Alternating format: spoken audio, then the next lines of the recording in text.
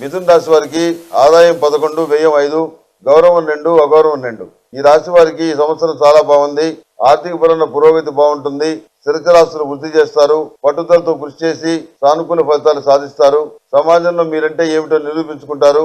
గతంలో మిమ్మల్ని కించపరిచిన వారే గౌరవించాల్సిన పరిస్థితి ఏర్పడుతుంది.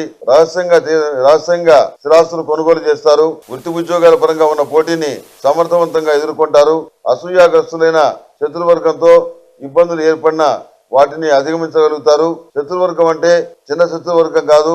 ఉన్నత స్థానంలో ఉన్న అధికారులు అండదండలు కలిగిన వారితో పోరాటం చేయవలసి వస్తుంది. మీ మిత్రవర్గం మీకు సన్నిహితంగా చెప్పుకునేవారు మీకు పోరాటంలో మీరు ఓడిపోవాలని చెప్పని మీ పక్క నుండి కోరుకుంటారు. శల్య సారథ్యం చేస్తారు. దైవానుగ్రహం వల్ల మీరే విజయం సాధించగలుగుతారు.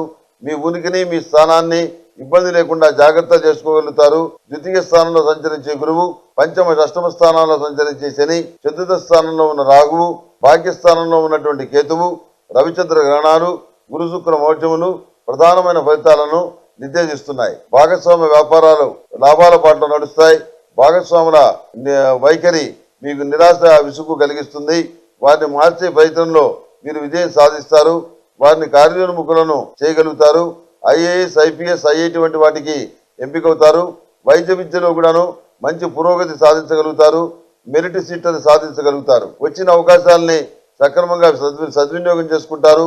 కుటుంబ బరువు ప్రతిష్టలు పెంచగలుగుతారు. దీర్ఘకాలికంగా మీపై ఉన్న బాధ్యతల్ని తీసుకుంటారు. వివాహాలు శుభకార్యాలు కలిసి వస్తాయి. ప్రభుత్వ పరంగా ప్రైవేటు సంస్థల పరంగా రావాల్సిన పెద్ద మొత్తంలోని ధనం చేతికి అందుతుంది. వివాహం కానటువంటి మగపిల్లలకు కూడాను వివాహ ప్రయత్నాలు చేసి అందులో విజయవంతమైన ఫలితాలను సాధించగలుగుతారు. వ్యాపారంలో రొటేషన్ కు ఇబ్బంది ఉండదు. నౌకా విమాన ప్రయాణాలు చేస్తారు. విదేశీయాన ప్రయత్నాలు కలిసి వస్తాయి.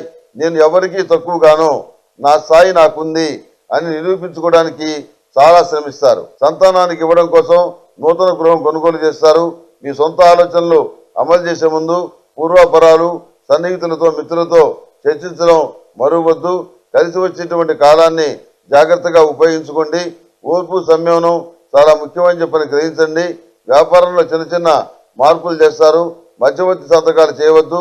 ఏ పనికి హామీ ఉండవద్దు. విద్యారంగంలో నూతన విధానాలు, వినూత్నమైన కోణాలు లాభిస్తాయి. చదివినటువంటి చదువుకి సంబంధం లేని ఉద్యోగం కొంతకాలం చేయవలసి వస్తుంది. పెద్దల ఆరోగ్యం పట్ల శ్రద్ధ వహించాలి. రాజకీయ జీవితం బాగుంటుంది.